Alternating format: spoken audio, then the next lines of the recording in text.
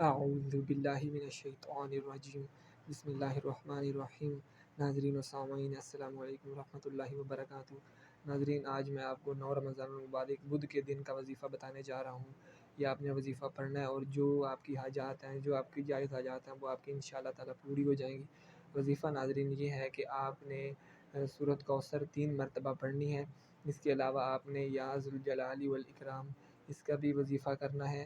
اس کے علاوہ آپ نے اللہ تعالیٰ کا نام ہے یا فتاح ہوئی آپ نے 15 دفعہ پڑھنا ہے۔ آپ کی ہر انگلی پہ 3 نشان ہے اور آپ نے ایک انگلی پہ 3 دفعہ پڑھنا ہے، تو آپ کی 5 انگلیوں پہ یہ 15 دفعہ ہوگا۔ آپ نے یہ اپنے سجی ہاتھ میں، تو ادھر آپ نے یہ وظیفہ پڑھنا ہے۔ انشاءاللہ تعالیٰ آپ کی جائز حاجات پوری ہو جائیں گی۔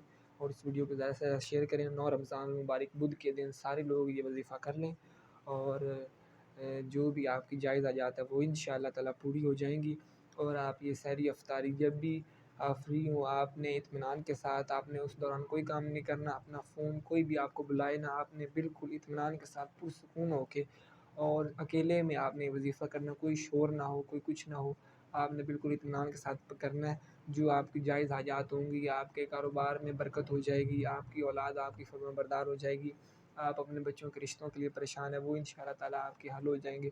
اس کے علاوہ جو بھی آپ کی جائز حاجات ہے وہ انشاءاللہ تعالیٰ اللہ تعالیٰ آپ کی پوری فرمائے گا۔